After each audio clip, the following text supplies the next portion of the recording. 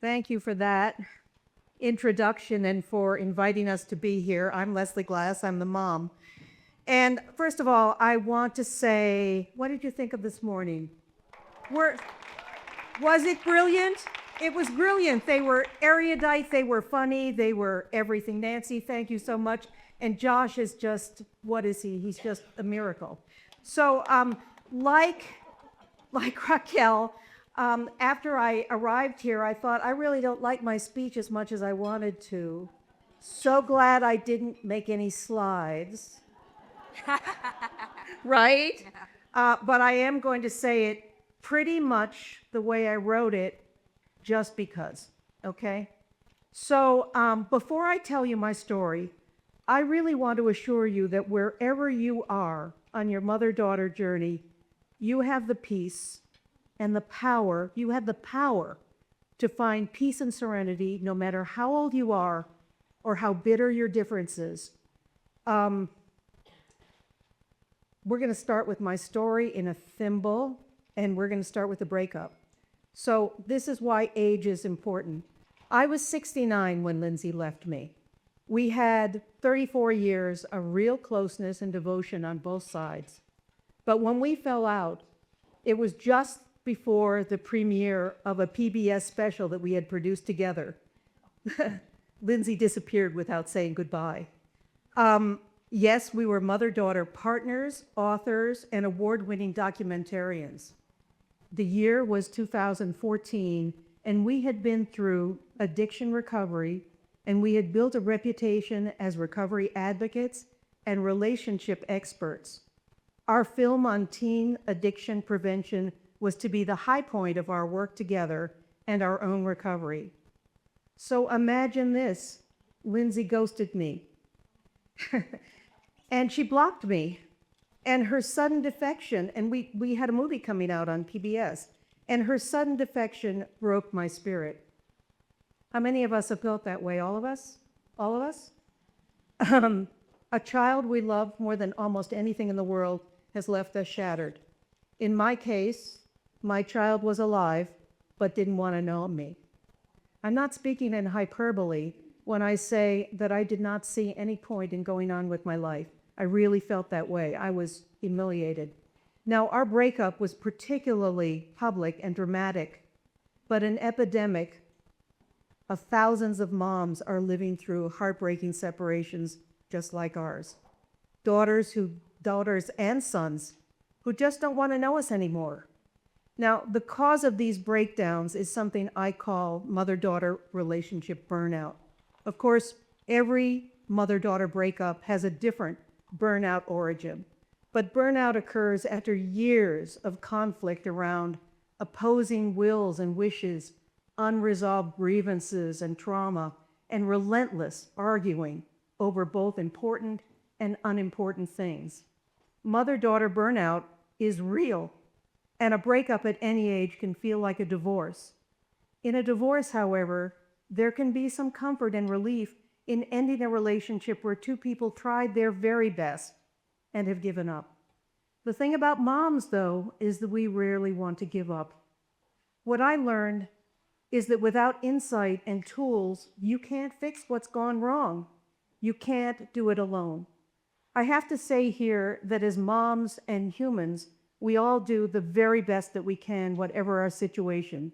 Our daughters and sons are all born fun and delightful and funny, and none of them are bad or intend to go off the rails. And moms are the same. All moms and daughters and son want is to love and be loved. Think of our children with their bright, eager faces and endless potential, and think of us moms with all our love and hope for the future.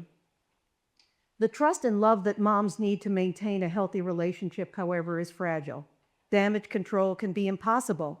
In our case, the family culture was not female-friendly. We were not valued and did not have the support of other female relatives to guide us. I struggled with a critical and demeaning husband who I can now say was emotionally abusive and hurt us both. I can say it because he's now demented and will not ever hear me say it. But there was a lot of fighting and blaming and conflict in Lindsey's childhood. It wasn't until Lindsey was in college that I was able to extricate myself from a marriage that brought so much harm to both our self-esteem. I will let Lindsey tell her side of our family drama and what led to our final falling out. But after years of disagreements, we finally arrived at a place where being together was agonizing, and I think you all have experienced that too. In my case, my formerly adoring daughter now spoke to me with a lack of respect that made me cringe and feel physically ill. Sometimes when she talked to me, I wanted to throw up. Where was my fun cohort? I was ashamed that anyone could treat me with such contempt. What happens to make my fellow adventurer and travel companion so mean, accusing, and bitter? What had I done? We were supposed to be experts at getting along, and we're screaming at each other nonstop. Our business relationship floundered. Now, I had raised the money to support our work, to develop a website, to produce 2 documentaries, and Lindsey blamed me for not giving her more. She was furious that I wouldn't grant her a film producing job and responsibility that I knew she wasn't ready to handle. At 34, she still had many crises that needed my attention. In fact, I felt like I was working for her, and she was just not appreciative of my efforts on her behalf. Ever tried to set a boundary with someone who doesn't like you? Anyone? It doesn't go well, does it? So Lindsey didn't want me to tell her what to do. Boundaries enraged her. She wanted to get away from my supervision. Now, this is important. If Lindsey had simply asked me to help her move away from me, I would gladly have supported her, because we were both at a place where a divorce was not a bad idea. We both needed a break. But leaving me in the lurch and ghosting me and blocking me was more than I could bear. I was devastated. I cried for years, asking myself over and over, how could she do this to me? How could she do this to me? I became reclusive. I gave up a lot of activities and friends I enjoyed. I was humiliated because she didn't appear at the premiere of our PBS special, and she was the star of the movie. I felt alone and abandoned, and my son was so enjoying the rift. At the same time, I was changing. I didn't want Lindsey back. I knew I couldn't be treated badly anymore. I didn't deserve her disdain. I didn't deserve to be treated badly. Lindsey and I were estranged for 4 years. And during that time, I know you have been encouraged to write letters and think about making amends. I wrote many very angry and long emails to Lindsey. Many. But I didn't send any of them. And guess why? I was blocked. She couldn't hear from me even if I wanted her to. But this is what happened during those 4 years. During those 4 years, I began to recover myself. For 34 years, I had been so focused on saving Lindsey that I no longer knew who I was or what I wanted. At 69, I had to start over. Now, who was I before Lindsey? This was the question I asked myself. So I grew up in a world of accomplished writers, and I joined their ranks very early. At the age of 10, I wrote a pilot for a TV series. My father, a TV producer, paid me $100 for the show Fury, which ran for 3 years and was syndicated worldwide.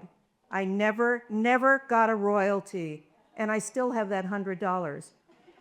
At 21, I was the first female writer in a New York ad agency. If you saw the TV series Mad Men, that was my life. I fought for equal pay. I was an editor in a publishing house. At 24, I became the gossip columnist for New York Magazine. I was on the front lines of women's rights. It was the 70s. My mother was a social activist who valued accomplishment, and together as a family, we were innovators and part of high society in New York City. I was married and successful and had no interest in having children ever.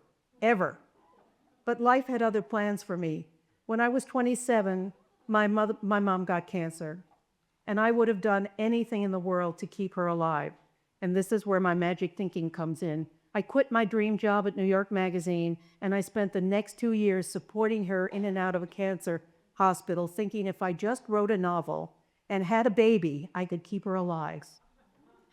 But I couldn't keep her alive. I was 29 when my first novel was published, and my son, Alex, was born just 3 weeks after my mom died. She did not live to see him. So this is a mother-daughter story. Who are we? Where do we come from? And what do we become? My mom was not domestic. She didn't cook, clean, take care of children, or even wash her own hair. I was raised by a Chinese couple who taught me how to drink, smoke, gamble, and cook by the time I was 10. Literally, I was handling the knives. I learned how to knit, sew, decorate, and grow things, the very opposite of my mom. I was also a classical guitarist. But my mom, who was not like me at all, she was my anchor. She let me do whatever I wanted, which was rarely what she wanted.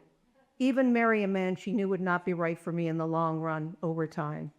She taught me to march like a soldier and never show anyone I had feelings. Having feelings and insecurities was not acceptable.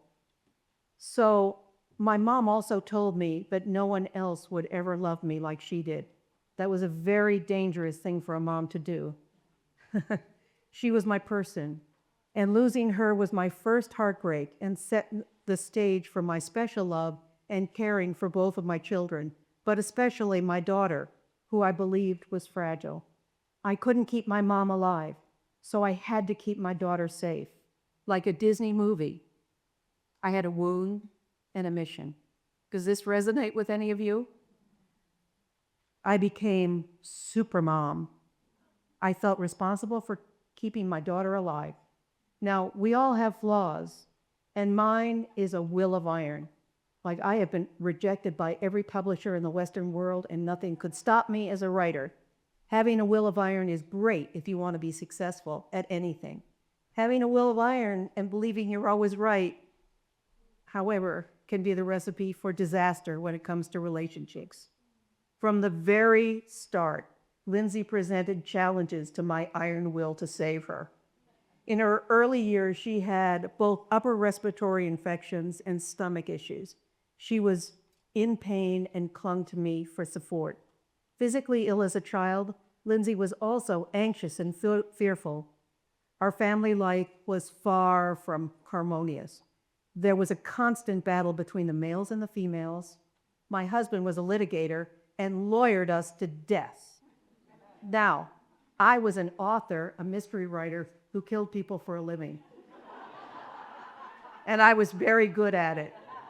Now, it's shocking to me now. And you know, my heroine was April Wu. She was a Chinese detective in the New York City Police Department. And I was able to write about being Chinese because I grew up Chinese. But it's shocking to me now that even the therapists who tried to keep our family on track were all males. They simply didn't have the right perspective to help us through many kinds of hostilities and difficulties. So Lindsey will tell you how she experimented with drugs and became addicted in college. But I want to get back to my super mom persona and my cape. So I was always worried about Lindsey and determined to save her at the same time as I was killing people in my books. I was a juggler, author, and mom. Lindsey did need my support and help to survive in those early recovery years when she was in her 20s. And I supported her every step of the way, but my help became enabling and enmeshment. My iron will to get her through by suggesting that she write and work together with me, along with my belief that I knew better than she about just about everything, became the key to our conflict and ultimately our burnout. Imagine having a best-selling mom as your editor. What do you think? I wanted Lindsey to be unstoppable, to carry on despite every setback, to march like a soldier, to overcome addiction and shine. What am I describing? I'm describing what I wanted. I'm describing me. How many of us feel if our daughters and sons would just listen to us, we'd all be okay? So I gave Lindsey everything she asked for and so much more. I gave her what I thought she should have. While I had been occupied with my mystery writing career in Lindsey's high school years, in our recovery, I gave up killing people and started on a journey of saving people from addiction. But what did I know about saving people? So let's take a look at why Lindsey left me. I wanted her to take physical care of herself, eat properly, neither starve herself nor binge, no yo-yo eating, attend meetings, manage money, self-regulate, and stop being impulsive. Oh, yes, and not be dependent on me to solve all her problems. What did Lindsey need? Lindsey needed an advisor, a trustworthy woman who was not her mother. She needed to grow up and separate from me, and I needed to let go. So let's talk about shapes for a minute. If I asked you, what shape are you? What would you say? Before our mother-daughter burnout, I was a square. I had hard edges and firm beliefs that wouldn't bend. My thoughts and wishes got stuck in sharp corners. During Lindsey's early recovery, when we still liked each other, she encouraged me to join Al-Anon and practice yoga. I didn't want to join Al-Anon because I didn't think I was one of those people, as I'm thinking that maybe some of us here think we're not one of our people, and yet we all are, aren't we? That was the beginning of my learning, learning to listen and learn from my daughter. I did join Al-Anon. I did become one of those people. I did learn what I needed to know. I needed to lighten up and let go of my anger at what addiction had done to us. I stopped drinking and joined AA, even though I am not an alcoholic. I haven't had a drink in 18 years. I wanted to support Lindsey, and I wanted to understand her new world, and taking those steps into recovery were helpful for both of us, because both of us were on the same page. We were speaking the same language. But guess what? I was still a square, still trying to fix her. The years of separation allowed me to let go of both my daughter and my hurt at her defection. The separation saved me. On my own, I was finally free. I could do what I wanted with no one judging or criticizing me. I began dating. I listened to the TED Talk of Brené Brown about becoming vulnerable, and my therapist encouraged me to start dating and become vulnerable. And the person I started dating wanted me to play golf. Now, like I'm 70 years old, am I going to wear a short skirt, stick my ass out, and try and hit a little tiny ball? Yes, I did. I learned to play golf, and I have to say that during those early lessons for the first several years, I prayed for rain. On all those days I was supposed to go out on the course, I just prayed for rain so that I wouldn't have to do it, because my teacher, who was my partner at the time, was so hard on me. I mean, it just, the short skirts, anyway. And you know, so I learned to play golf, and I love the golf course now. And she's doing it too. Anyway, I started baking for my neighbors. Now I love to bake. So after being miserable and wanting to end my life and all of that, my life was opening up again. I was baking for my neighbors. Lindsey wasn't constantly in touch with me 33 times a day, and my days were peaceful. So as time passed and I became more used to my new, more independent self, my hard edges softened. I became a new shape. I was now round, a circle. All those grievances and resentments that had gotten stuck in the corners of my square were gone. I forgot to be disappointed and angry. So, after 4 years of separation, Lindsey began reaching out to me. What did I think about that? Very neutral. She hoped I was well. She sent me videos of goats. She wished me happy birthday. And while I had not totally forgiven her and decided that I never would for the rest of my life, I did know more about myself and the part that I had played when she called me controlling and abusive. I wasn't abusive. Are any of us abusive? I don't think so. Anyway, I had said some pretty mean things to her too. Still, I wasn't sure I wanted to reconnect. There are advantages to being free. So before I would commit to reconnecting, I wanted an apology from Lindsey for hurting me and reassurance that she had changed and become nicer. What do you think? Did I get it? Did I get that apology? You see, even though I was soft and round, a different shape altogether, I still wanted it my way. Lindsey did not apologize. When I ignored the goats, she sent me flowers, greeting cards with actual words written on them, and more videos that made me laugh. Not one after another, in a barrage to get my attention, but over time. After a while, we started talking on the phone. What was that like? We talked about movies and TV shows and people we knew. We liked to gossip. It was like the old days.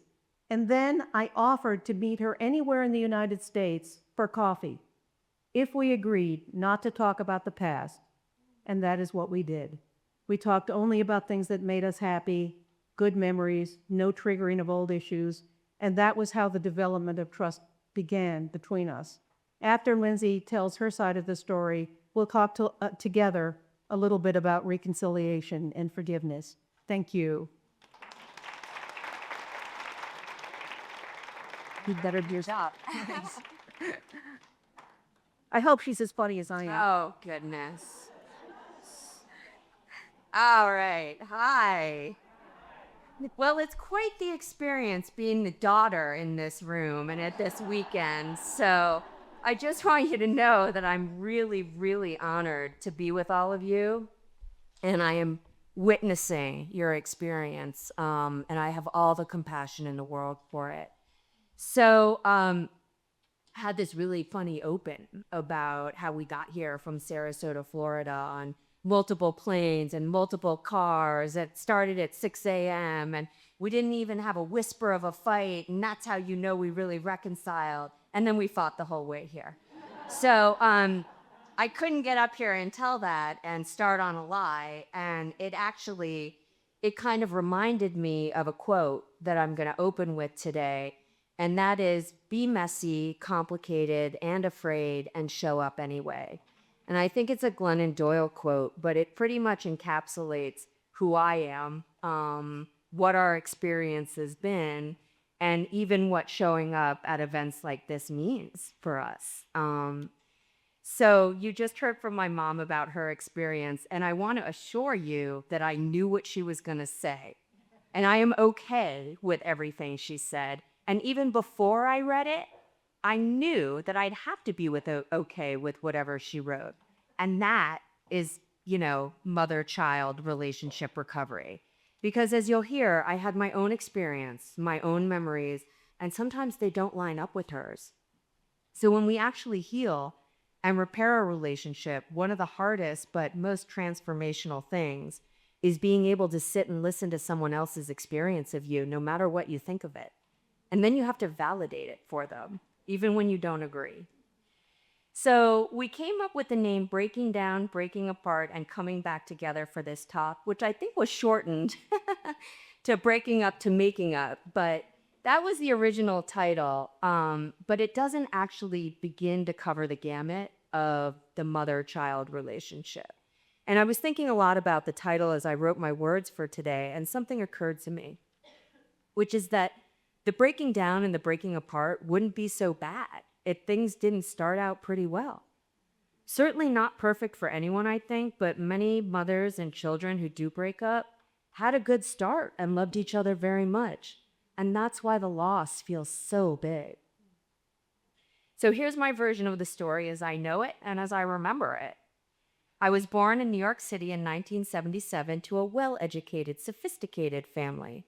My mom was an up-and-coming writer from a fancy family. My dad was an up-and-coming lawyer who had escaped a difficult past in Houston, Texas.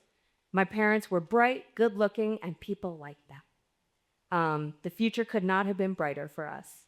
My mom was a wonderful mom when we were little kids. She cooked, she made our clothes, she cut our hair, not very well, but she did it anyway. She played on the floor with us, she read us books. She was really, really good at the homemaking stuff. I don't say this in a patronizing way, but she was an excellent mom when she could control the environment. When she decided what we ate and wore and where we went before wills got in the way, before a difficult husband who wasn't a great parent got in the way. So I have very fond memories of those days. My little childhood was pretty perfect. But as women who think about motherhood a lot, motherhood is much easier when you're the boss of somebody and they want you to tell them what to do. My mom was my whole world when I was little. My goal in life was to follow her around and imitate her in every way. I adored her. I wanted to be close to her. I wanted to wear her clothes and her jewelry and her makeup, and I would. I actually lived in her closet sometimes, and the first screenplay I wrote, this just occurred to me, was about a girl who moves into her mother's closet. So she had a big impact. And even when we were at a grocery store or airport, I would announce proudly to whoever would listen when we saw her books on the aisle that that's my mom. I would tell anybody. As I grew in years, the cracks began to appear within the family. My mom had a career that was getting bigger, and it took a lot of time and energy. She was a touring author, and she also worked really hard. So when something didn't work out, she'd be very disappointed, which is something you can't really understand or fix when you're a kid. My father struggled with depression and some other things, and he wasn't very interested in his children. He often traveled out of the country for work, leaving my mom alone. He wasn't very connected as a father, so more and more fell on my mom with parenting. As my mom mentioned, I was sick all the time when I was growing up. For me, it's important to mention that not because of the care I required, but how I believe that constant need for medication, that being very aware of not feeling well, is part of what set me up for substance abuse later on. So I always needed something to feel better, and it was the 80s and early 90s, and we were all under the spell of better living through chemistry at that time. Addiction and the consequences of being an over-medicated kid were not considered. By the time I was 12, 13, I was medicated by a psychiatrist, I was over-medicated by doctors with antibiotics and other medications, and I was already playing around with everything from Robitussin to marijuana. Another interesting layer is my one sibling. I have one older brother. He is absolutely one of my favorite people, but he had his own struggles and growing pains, which impacted me in my development. Now, my brother had a role in what happened with me and our family, but part of family wellness, recovery, and reconciliation isn't always being able to share everything that happened or getting every apology that you want. Today, we are both healthy and happy and have solid, respectful communication between us, and that's good enough for me. How we got there is a talk for another event. I had grandparents on my father's side we barely knew for good reason. There was mental illness and abuse on that side. My mom's passed away before I was born, leaving a big hole in my mom's heart. And terrible disappointment for me. He never got to meet this incredible figure that my mom had always said would have adored me. Then my beloved grandfather died when I was 12. Without any aunts or uncles in the picture, we were a very isolated family of 4. The death of my grandfather when I was 12 is where my story really goes off track. Up until around 12, I was a mini-me of my mom. While I was sick quite a bit with fevers and flus, I wanted to tease her. If I acted up, it was because I was sick or uncomfortable, but 12, 13 is where my life took a turn. Having been moved from a small sheltered school in Manhattan to a bigger prep school, literally the kind they write TV shows about, suddenly I was confronted with more intense kids and more intense issues. By the age of 13, I had a friend in the clinic for an eating disorder. There was regular experimentation with alcohol and marijuana, and then stronger drugs, and we were running around New York City in the 90s with no parental supervision. It was just a different time. If anybody remembers it, it was a different time. I don't know what else to say. And this is when my relationship with my parents really changed. And this is when I started deceiving them, not because I wanted to lie, But suddenly I wanted to do what I wanted to do, and I didn't want them to interfere. Then the trauma started, and there was no manual for how to handle what was transpiring after that. I shared that at 12, my grandfather had died. At 15, my childhood sweetheart died in a tragic accident, and then 6 months later, his best friend completed suicide. This is when I just fell off a cliff.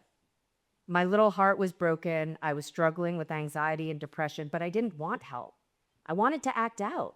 I started using substances not just to socialize, but to cope. And that's a big distinction.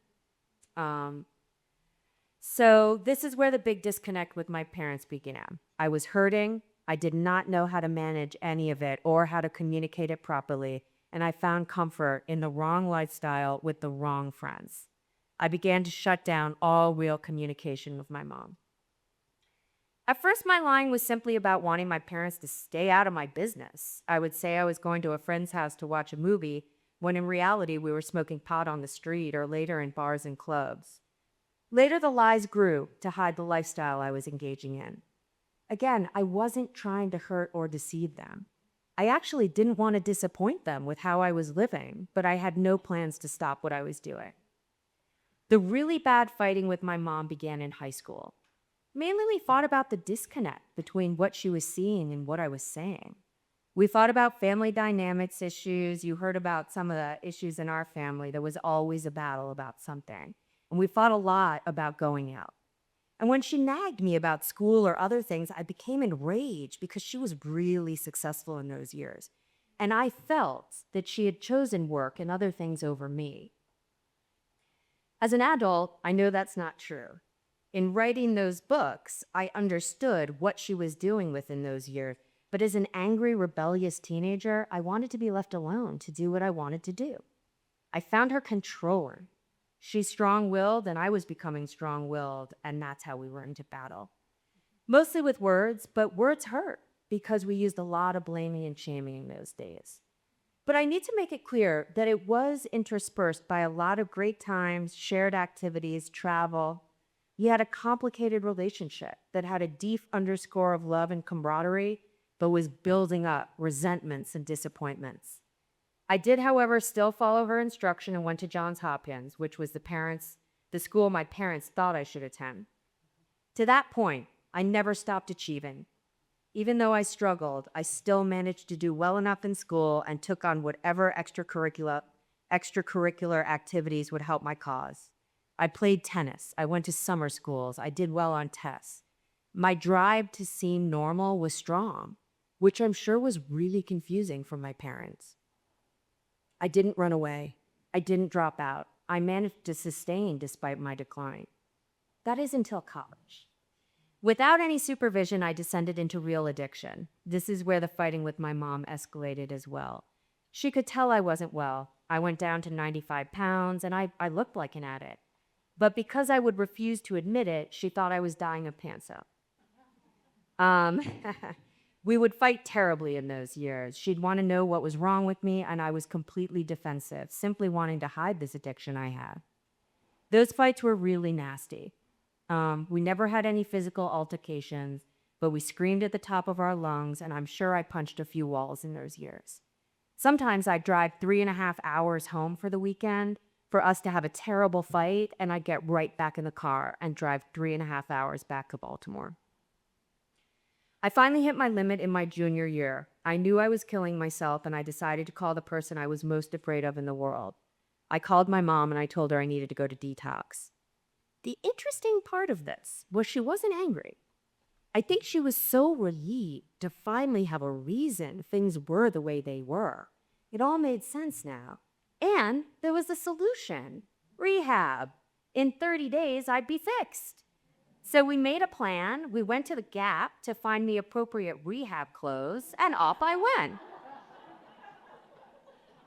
I'm sure a few of you have done that trip, right? I ended up in rehab at 21 for 3 months. I probably should have stayed in aftercare for a year, but I wanted to go back and finish college. My drive to stay on track was still there, and I did graduate on time. Unfortunately, my 20s were very messy. I had been overprescribed psych meds and treatment for issues I didn't have, so I had to go through the whole medicine journey. that was probably unnecessary in my early 20s. I was able to get jobs and a master's, but I struggled along the way with my sobriety and my mental health. My mom and I fought less in those years as I didn't live with her. I had jobs and there was just less to fight about. My mom was worried I wouldn't be okay, and at times I wasn't. I was emotionally shaky. I had tumultuous relationships with friends and boyfriends, but I looked okay on the outside, and I sort of functioned normally. And that was a big thing for our family. If we looked okay on the outside, maybe we were okay. So for me, things broke down in a major way at 29. I got divorced and made a return to outpatient treatment. This was an end, but also the beginning of a sustainable recovery. At first, things were golden. My mom wasn't drinking anymore either. We were all talking recovery, and we even started this recovery company to share what we were learning. It was all a very, very beautiful thing. But the problem with us was we had toxic communication patterns. We had codependency, we had unhealed trauma, and we had resentments that kept coming up. So we started playing out at work the problems we had as a family. Issues over responsibility, control, money. And when issues came up, we hadn't learned how to treat each other better. We had gotten sober, but we hadn't learned new ways to be within the family and within the relationship. A few years into starting our company with a new documentary coming out, our fighting became so toxic, a breakdown and a breakup finally happened. I'd been told by an AA sponsor that my mom and I were a ticking time bomb, and it exploded. My mom likes to say that had I come to her at that time, we would have been able to work it out. But things were not good between us at that time. I may have been awful, but we were not on the same page. I don't know how it would have gone, but we'll never know because it didn't happen. At the advice of a therapist who believed that our fighting and enmeshed relationship was threatening my sobriety and mental health, I made the break. Now, it's easy to blame therapists. It was a joint decision. I was guided into doing this, but I was also very lost, and I believed it was the only way. Was it wrong or right? It doesn't matter anymore. What this break did was force me to grow up and truly get healthy on my own, which is what I needed to do to be who my mom wanted me to be. So how did it feel breaking up with my mom? Like cutting off a limb. The only time in my life I've been treated for suicidal depression. I had no one to call about every little thing. Remember, we were enmeshed. So as terribly as we fought, we still told each other everything and talked every second. I had no safety net of money or places to stay. This was a real death to the system for me. After a rough year in New York City, I left and I moved to LA with one suitcase into an Airbnb. Now, this is the part of the story I love telling, because from the moment I arrived in LA, life got quiet for me. That is when the peace began. At that time, my father was struggling with his mental health, and while he tried to be there for me the best that he could, nurturing me was not his strong suit. What he did force me to do before I left New York, which I'm grateful for to this day, was to see a very fancy psychiatrist and make a plan. I had to arrive, I had to get a sponsor, I had to get a sponsee, I had to get into multiple programs, and I was not allowed to date. So here's the thing. I knew I was part of the problem in my life. I was incredibly angry at my mom and my whole family, really, but it was clear I wasn't thriving. I wasn't reaching my potential. I was divorced. I struggled in many areas that had nothing to do with her or any of them. And I desperately wanted to get better, and I wanted to be normal. I wanted to be successful and have healthy relationships, and I was willing to do whatever it took because I have learned that willingness in addiction recovery. I already knew what recovery work entailed, and I wasn't afraid of it. So I went to therapists and I asked to be diagnosed because I wanted to know exactly what we were treating. Turns out I'm a good old-fashioned alcoholic with an anxiety disorder and some emotional problems, all treatable. So I went from one therapist to another. I had 12-step sponsors, life coaches, and more. And I do believe that right there is the disconnect for a lot of moms and daughters. In our case, we were both able to get over our anger and acknowledge that we had a part. I've actually spent well over 15 years dealing with my issues. I started with cognitive behavioral therapy. I moved on to inner child work. I tried medications, which didn't work for me. So I sought physical solutions for depression and anxiety, like exercise, meditation, healthy living. I even became a Buddhist. I went through AA, I went through Al-Anon, I went through DA, which is the program for people who don't know what to do with money. I went on retreats and I fought my demons, literally and figuratively. And after I was done with all of that, I spent almost 3 years working with a therapist whose only job was to help me find my way with working relationships. I acknowledge that a lot of people are not willing to do all of that for a variety of reasons. It was very, very painful. It took a very long time. Most of the time, it was disheartening and disappointing. It was also a big financial commitment for me, who is now living check to check. I like to joke, I'd gotten a little money from my grandfather, that I spent half of it on partying and whatever was left on getting better. But that ran out quickly. The books we write across the board, but these 2 books specifically, are a bit of a shortcut. I like to say we do all the work and then write the books to give you a little bit of a cheat sheet. So those years of separations were not easy. I endured abusive bosses. I dated and had relationships in LA, which is taking your life in your own hands. I experienced new friendships, some good and others less good, but I earned a living. I made friends and I had a life, and there was no fighting in it. I was learning to live without drama for the first time in my entire life. At first, I was heartbroken and depressed and angry, but it lessened with time. I was working on myself and I was making progress. I was proud of my little accomplishments. I was proud of earning a living on my own and making it on my own. I built self-esteem through esteemable acts and created a real life for myself that was my own. And that's what I had been missing. My own accomplishments, my own friends, and a life that didn't just want to know me because of my New York ties. With time, I healed, and I missed my mom. I wanted her back in my life and felt I had done the work to be able to have a relationship. I had a therapist and a sponsor helping me when I tried to reconcile with my mom. They read the emails. They knew what I was going to do and say, and I needed that support to feel safe on my end. With time, we reconnected when she felt comfortable after light and polite communications by email and phone. Finally, she came out to LA to visit me, and it was awesome. It was warm and happy, and I think the reconciliation was very successful.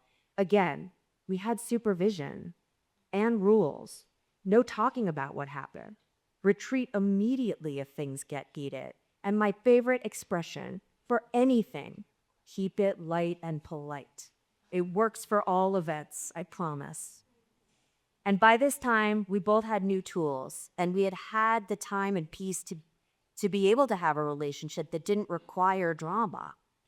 For me, when I stopped fighting with people and got used to peace, I never wanted to go back to that drama.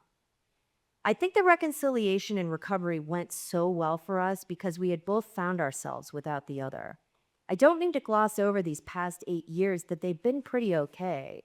We visited each other in California or Florida several times a year. We celebrated a few holidays together, and our relationship was drastically different. I did return to working with Reach Out Recovery, and that's how we ended up deciding to write these books about what happened and what to do about it. We both always had a strong drive to help other people and use our skills to share what we learned. I believe our relationship is strengthened because of it, and here's another wild part. I never would have had the compassion I have for my mom today had we not written the book. Sitting there thinking about what she went through as a young mom, what she was going through when she took me to the Gap to buy me clothes for rehab, it had never really occurred to me. So writing those books gave me an entirely new perspective to her life. So one of the biggest parts of relationship recovery is understanding that we're never totally fixed, and this is an ongoing effort to make someone else feel secure, safe, and listened to. We still have the ability to trigger each other, and we do, on airplanes, in Ubers, and all the way from Florida to Lake Tahoe. But we know what to do with that when that happens. We know how to de-escalate, and we know how to apologize. We certainly don't try to trigger each other, and my experience is that over the years, those triggers become way less intense. When you do all this self-discovery work and come to understand why someone does the things they do, it often takes the power out of there. I have compassion for my mom's reactions to things today, and I think she has compassion for mine. So that kind of brings us up to now, and I think we want to talk about how our life is today. But before I stop, if I can leave you with one thought, it's this. No matter what your kids say to you, they want you to be okay. Like, I promise you that. And tomorrow will not be a good day to them. I promise you that too. And I promise the more you can be okay without them, and the more you can live a joyful life without them, the easier it will be to reconcile. And the better that reconciliation will go if you're able to find it. So anyways, thanks for letting me share.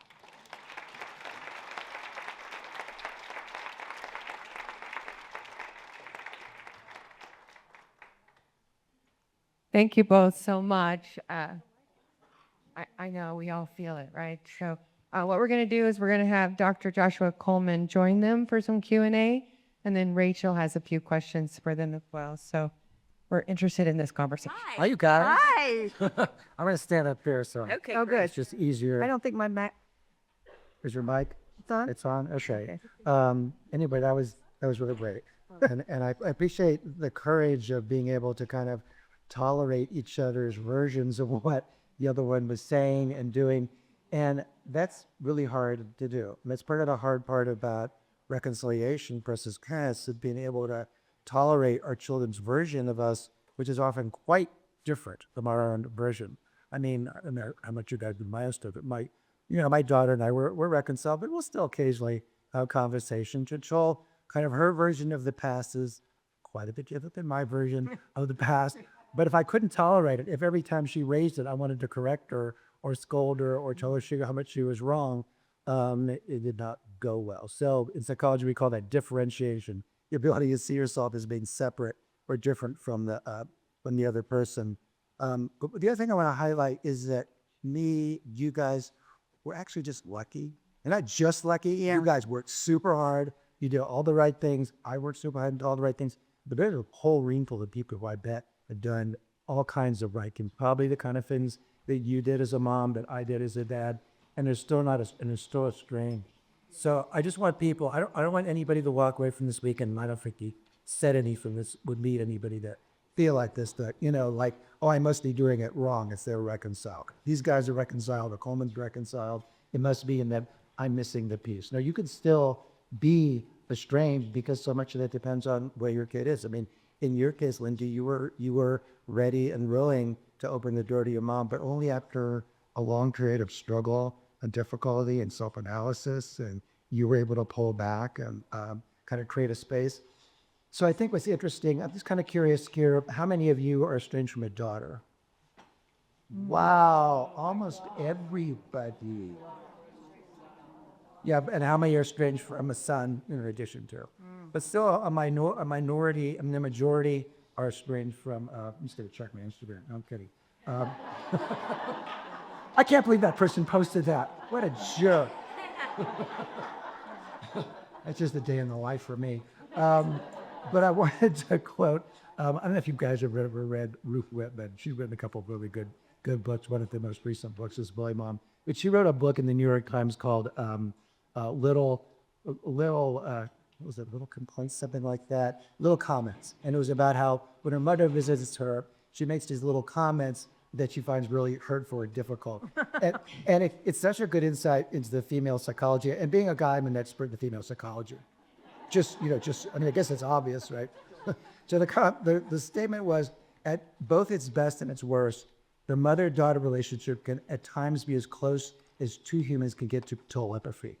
The two people who were both heavily socialized to anticipate and meet everyone else's emotional needs, the dynamic can become a kind of high alert empathy, each constantly attempting to decode what the other might be thinking, hypersensitive to any change in pitch or tone, like a pair of high-strung racehorses. Right. Yes. Nailed it. Nailed it, right? And I just think that so much of the estrangement between mothers and daughters, because I have so many mothers and daughters in my practice, is around that issue, that daughter's feeling kind of the burden of the mother's needs or desires, or the way that her life isn't going well or hasn't gone well, or her struggles with marriage or other aspects of the way that we feel very responsible, with any guilty about not being able to take care of her or make her happy. And I'm just wondering if the two of you can kind of speak to that as daughter and mother. Well, before we speak to that, I just want to say that I really want our message to be that Lindsey and I found ourselves in our separation. And and that's what I want, that's the message I want to send.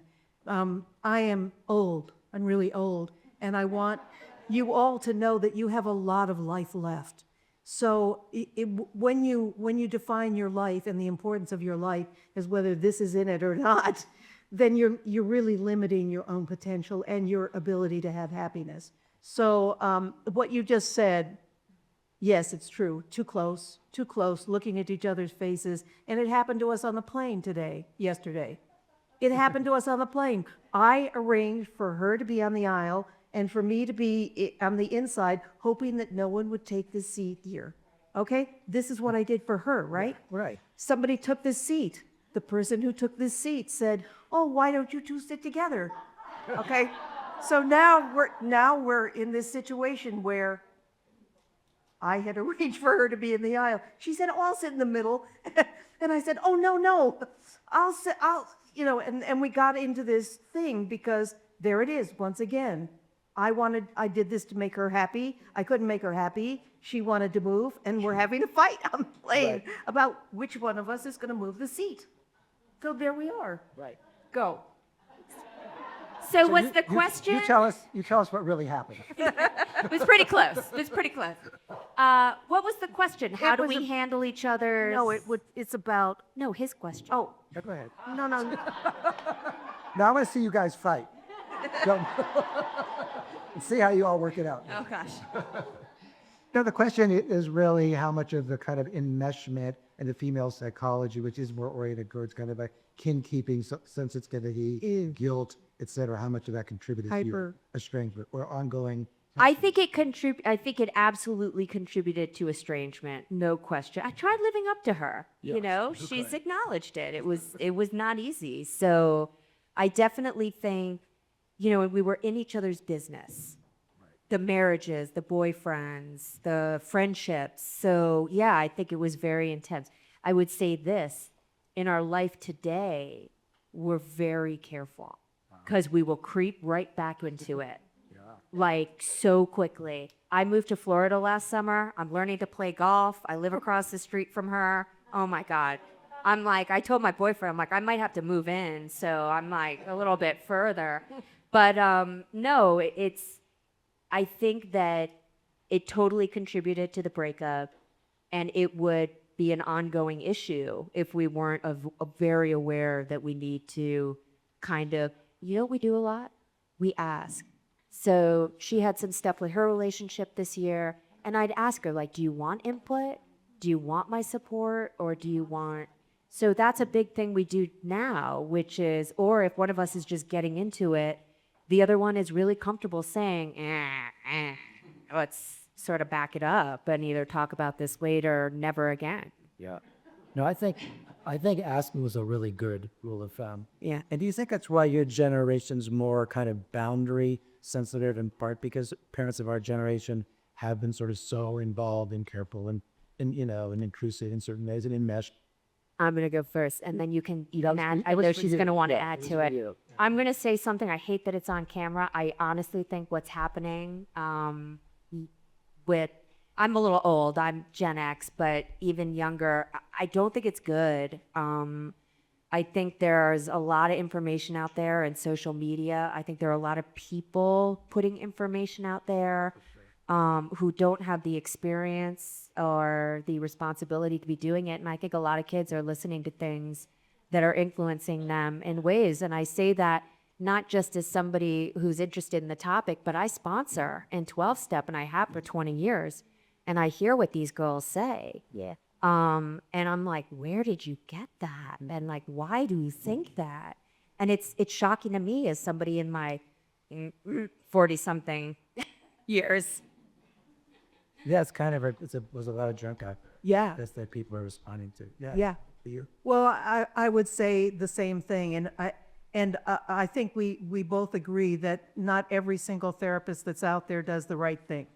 And I also, you talked about this yesterday. I think we were talking about the terms that are thrown around about toxic and narcissistic and whatever. Do you know the real definitions of these things? And often young people think, because they're being told by their therapists who don't know you, Right. they don't know you. I mean, that you're toxic or you're narcissistic and they need to escape. And now people are feeling that it's okay to escape. That's the thing. So 100 years ago, no one could escape. I mean, you just couldn't. You were stuck with your family in your little community. You couldn't escape. And now people have enough information, and some of it is very bad about escaping. And then how do you write that? How do you? And what? they're all in their feelings. Yeah. Oh, Like, we want them to know how they feel, but they don't need to share it with us every second. You know, it's like, we're at work. I don't care. yeah, yeah. But yeah. it's like there's Don't call me while I'm at well, work, please. you know, listen, I'm 48 and we were raised to pull up our bootstraps. Right. And, you know, younger people today, I see a lot of this. There was somebody, and it was a work thing, and it's something about the vibe or the feelings weren't right. And I was just like, what are you talking? Like, fine, okay. But it was so strange to me that somebody would even bring that up in a professional setting. Yeah. Well, there's this term, I think the sociologist coined it, of affective individualism, which is that. Yeah.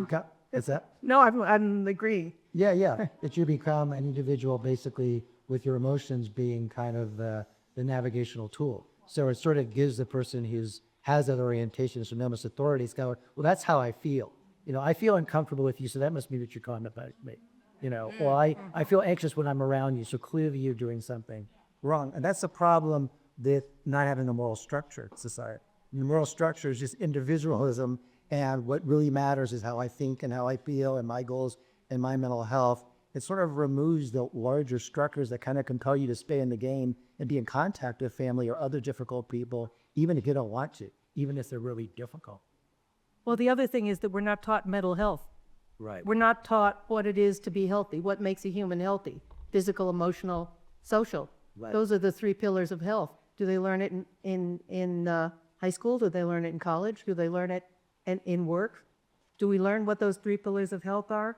Because Lindsey and I have been working with teens, and when we go into a school situation and work with teens and we raise some of these issues, the teachers don't know what they are. Right. No, we're a society that's really kind of lionizes independence, individuality, and mental health. We have a very impoverished language of dependency and mutuality and care and concern. And this sort of brings me back to something that, I'll often hear a mother say, well, I guess I was really codependent. And I'm like, no, you were a mother, right?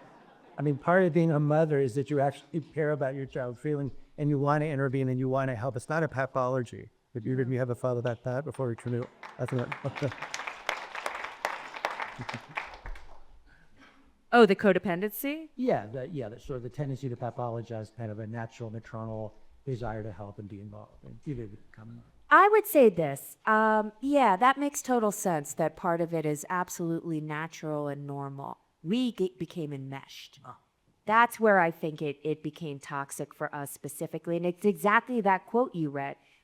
And she makes a joke about the resting bitch face, but it's like we're constantly looking at each other to see who's unhappy, and we're reading each other's body language, and sometimes one of us really is upset and it's not about the other one, and then we're getting into a conflict and it's like, I'm not even mad at you, why are you, so I think, but the enmeshment is, I'm not going to have a good day because you're not having a good day. Right. Yeah. I'm not going to be okay, I have 2 things to say here first.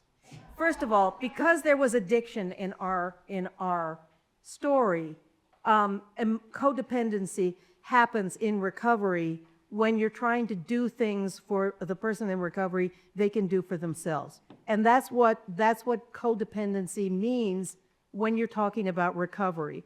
Codependency is a totally different thing if you've got kind of a normal kid who's, doing is there a normal kid? I mean, No. regular. No. But No. in our along case- with what you're. Yeah. but codependency, when you're in recovery, is when you're doing things for the other person that they need to learn how to do for themselves. And I'm a fixer, I'm a pleaser, I'm a fixer. I'm gonna do, if something needs to be done, I'll do it.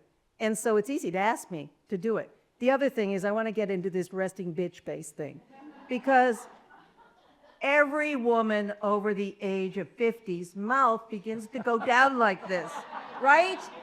Does the mouth go down like this? It does. Okay. There's another thing that happens. See this little corrugation that happens here? So my resting face is not a smile, and neither is anybody else's. Let's see yours. So here's another thing. So this is very important. When you have teenager adult children who are looking at you, and your faces, Lindsey has done several videos of me with my resting face. I have actually. So sensitive teenagers looking at moms who are maybe thinking about the groceries, but the face is going down like this, and maybe a corrugation there because no one's helping, you know? Right.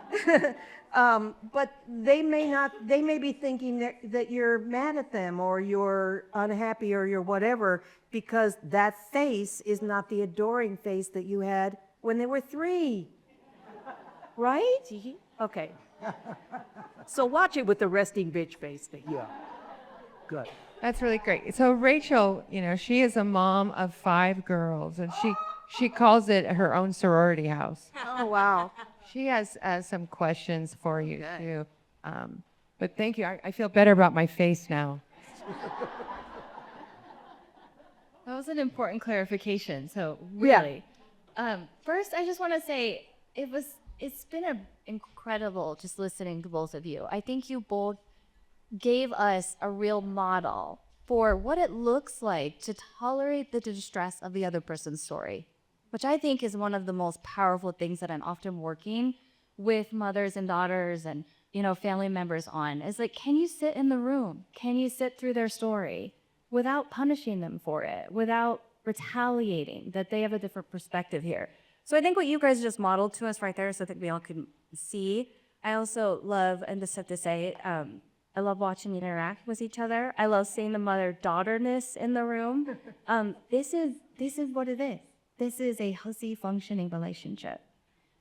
You made me think about the Gottman Institute's research on long-term relationships, and they found something they called perpetual versus solvable problems.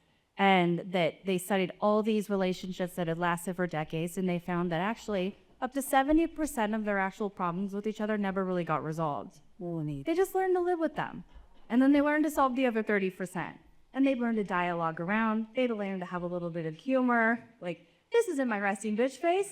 This is just the way my face is when I'm aging. Those kind of comments to me really speak to your ability to dialogue well around things that still, with your personalities, you might sometimes find yourselves still clashing, and that is okay. So I guess my question to you is, when each of you said you learn to be okay without the other, I really think there's something powerful in that. And I want to know, I know all the other moms for sure would like to know, kind of, maybe this one's really for Leslie too. How did you do it? Like, what kind of practices, what sort of things were you doing in those years to rebuild your sense of self back up so that you had a whole self for her to return to at some point? So we get this question a lot in the interviews, like, who are you? Who are you? I think you imagine the interviewer asking who you are, and then I think, well, I'm an author, I'm a documentarian, I'm a journalist. No, that's not who I am, right? So we all have these labels for ourselves of who we are, and what happened to me when my daughter left me? So I wasn't a mystery writer anymore. I wasn't killing people. So like I wasn't on book lists anymore. I certainly wasn't going to do another documentary. So like, I'm nothing now. Who am I? Nothing. I'm lost. So it's a really good question for everybody to be looking at and saying, who am I? What do I like? What do I like? So if you live with somebody who never lets you eat coconut, or you live with somebody who is very controlling about your life, you know, what your face looks like or where you're going to go or what restaurant you're going to go to. You all of a sudden have to start looking at saying, who am I? And I'm a person who loves to bake. Man, I love to bake. I love butter. I have a line item in my budget for butter. So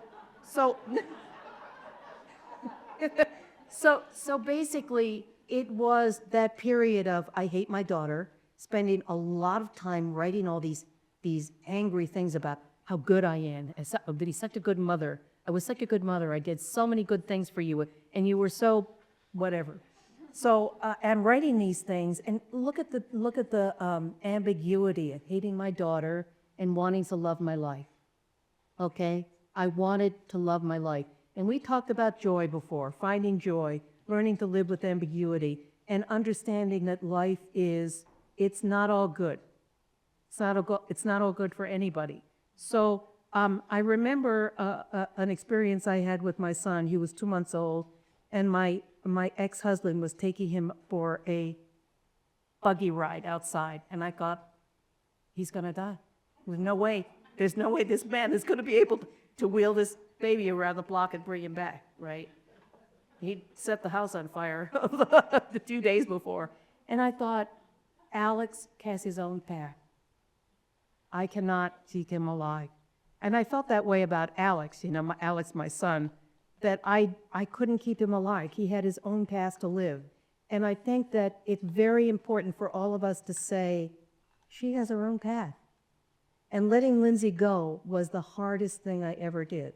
I never looked online for her social media. I never tried to find out where she lived. I had this image of her that she had dyed her hair black, black, black, and she was covered with piercing. Yeah. Pierces, that she had gone rogue. And she hadn't. She was able to manage on her own. So let's get back to this. Who are we? What do we like? How can we establish every day doing things that we like and creating a routine that brings joy to our life? So what is my routine every morning? I get up, I walk the dogs, I chant, because I'm a Buddhist now. She made me a Buddhist. Lindsey.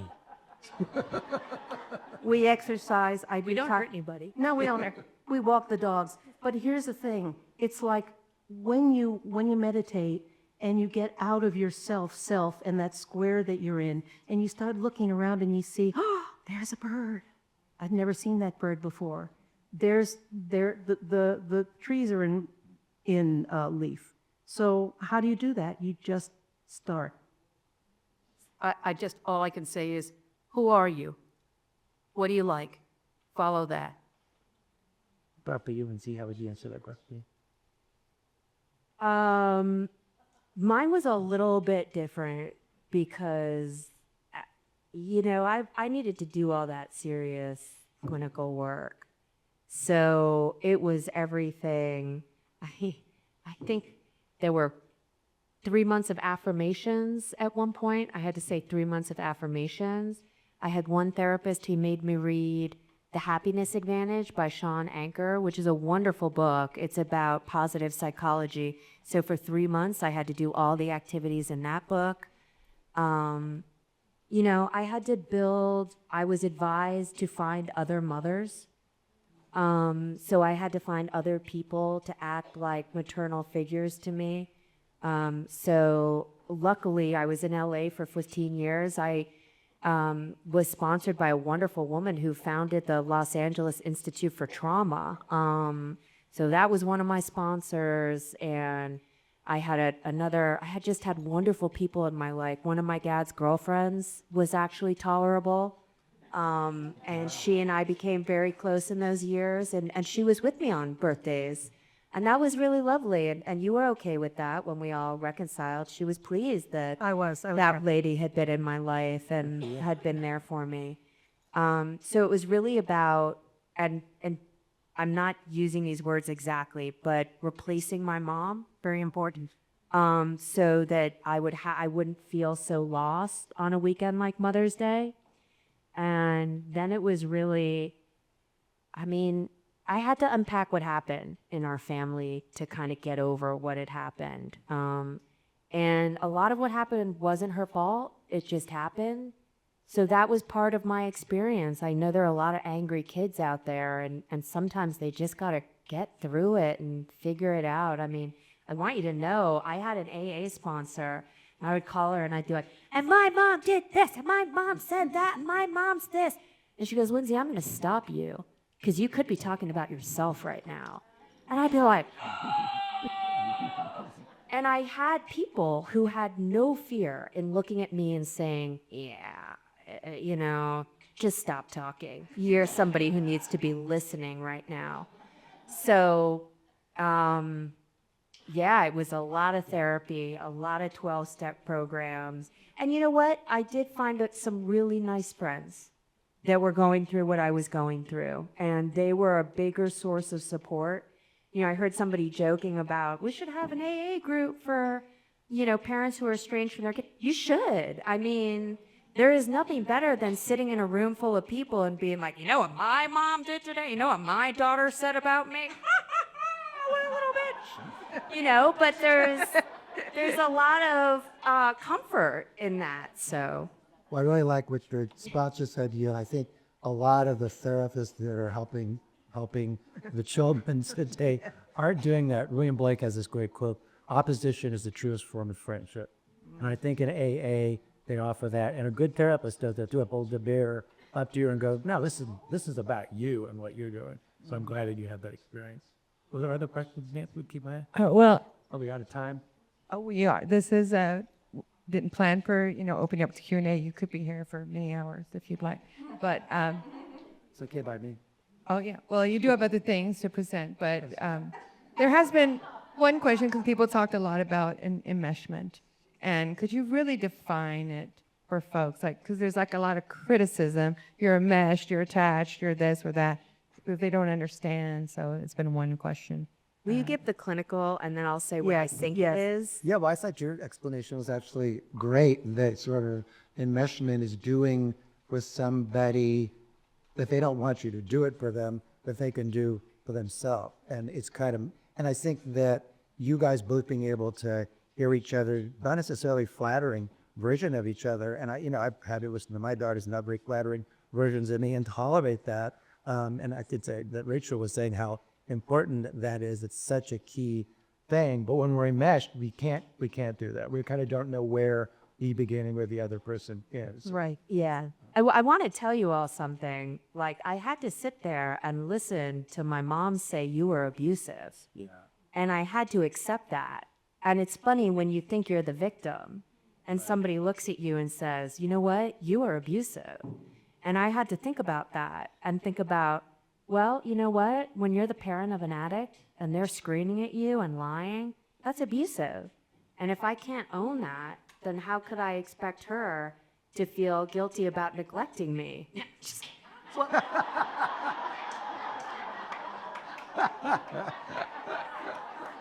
that was really just to make you laugh. I swear. Oh my God. I had a thought and I lost it now. Enmeshment? No. Probably because you're too enmeshed. Oh, because I said you Oh, said no. I was abusive. Yes, it's so interesting because you told everybody that we knew that I was abusive. Well, I think these are things we say about each other. And that's part of the healing and the reconciliation, is to be able to look at it and say, yeah, you know, we really both did some stuff that wasn't great. I mean, I'm very grateful in our case. We screamed at each other. We didn't hit each other. We didn't drive cars into the pool. There are a lot of things we didn't do. I want to. And for that, I am grateful. I want to add one more thing. I want to add one more thing. Lindsey and I were both very nervous about getting back together because we didn't feel the other one was safe. And I think that this may be an issue with all these mothers and all these estranged daughters, that they don't feel safe. And are they right not to feel safe? I don't know. None of us can answer. We don't know them. We don't know you. But I know that if you are scared of what your mom is going to say, if you're worried that she's going to nag you, if you're worried that she's going to complain about this, that, or the other thing, you're going to want to stay away from her, right? Right. So the most important thing is to be happy. I loved what you said. Be happy in yourself, and then your children will want to be there with you. Well, I also, Maybe. I thought it was really interesting, the question we were asked, and I don't think we've solved all of our problems, and I don't think we ever will. Probably never will. I think that we accept each other now. Right. That's it. Yeah. So one of the fights in the airport yesterday, she can't make a decision. So I'm like, should we eat here? She's like, sure. And then we walk. She's like, I need to go to the bathroom. We go to the bathroom. I'm like, well, I got us a table there. And then I said, well, what do you want? She goes, I don't know what I want. That's the problem. So in the old days, it would be really frustrating for me because I know what I want. I want a hamburger and, I want a salad. So it's like, but you see, she does know what she wants. You just got to push her through. So, but I think that a lot of today is, I'm not perfect at all. Oh, really? But she's actually accepting of some of my flaws, and I'm a bit more accepting. I think that's a huge part of it. We're not fixed. We understand. I'm just going to say I'm 48, she's 81. So, yeah, I know. But I just wanted to share that because this didn't happen overnight. This was like decades of work. And we reconciled when I was 40. So I just think that's important because I don't know about other women, but for me, I changed after 40. I just was a different person. I was more confident. I knew more. I was more confident in my work life. And that desire to be right, that desire to, that was kind of gone. So why we keep saying, give it time, you never know. Because, my dad does have dementia. He's in a wheelchair. And my brother and I are best friends now because we have to be. And it's great. We couldn't be in the same room at one point. And now we're paying his bills and taking care of the stuff. And so life happens. And then suddenly you're in a different situation and you're like, oh God, we got to deal with dad now. And, so that's why you never know what's actually going to happen. Your daughter may go through a divorce. She may have something happen with her own kid, and that may radically change the circumstance. So I know I get letters every day from parents who have reconciliation. So that's why I say 1 foot in hope, because, a lot of these things you come back on one foot in radical acceptance because you can't live your life white knuckle on it. Do you have more time yet? I think I just have one more question to just kind of bring some things together. So when the moms are separate from their adult child, this thought is you have all the power. You have the information. You know whether you're coming back or not. They don't know anything. Did you ever think about not coming back, and what was your thought process about that? And did you ever think about if you did think, oh, I know I'm going to call her someday. Did you ever think about that possibility? I'm sorry to kind of put on the mom side, but did you ever think, maybe I could just let her know that I just need space and time and I have a plan and I'll be in touch when I'm ready? Yeah. So this is how it went. At first, I was so angry, and the people who were working with me knew I was so angry that there was no fixing this right now. I did not think we would ever reconcile. In fact, the therapist who told me to break up told me that I should pretend my mom is dead. So I did that for a couple of years. So when I tell you that Mother's Day is not pleasant, even if you're the estranged child, it's not. You cry all day, no matter how mad you are at your parents. I promise you that. So as I went into Al-Anon and some of the family wellness programs, they start to work with you in a different way. You start to do your I don't know who's familiar with 12-step, but you start to do your 4th step and your 5th step. You're talking about amends. And it was at that stage that there was a possibility, but it was not time to communicate. And it really was a process. And then in year 3, I started to think about it seriously. That's when I started to miss her. And I really, I left New York with one suitcase. My entire family was on the East Coast. I was really alone out there. And I really wanted to reconnect with all of them. And it was people in Al-Anon and a therapist who really guided me through it. And when she talks about the emails in the car, they were telling me what to do. I didn't come up with that. So I was guided, and I knew enough because I'd been sponsored. No, they were my ideas, but like I knew to send you goats. But you know, it was we love animals. We like farm animals for some reason. But the point was, they were like, just reach out in nice, of not offensive ways, and maybe send a card for her birthday, and maybe do this. And then at one point I called my brother and I said, you know, I've been emailing Mom. She's not writing me back. And then he said, Mom says you haven't emailed me. You're both crazy. And I forgot I blocked her. So then there was that. And he is like, maybe you should wait a few months. Maybe you should wait a few months. So there was a process, and the rest of the family kind of had to get on board too. So the therapist had to get on board, the Al-Anon sponsor had to get on board, and my brother had to get on board for us to reconcile.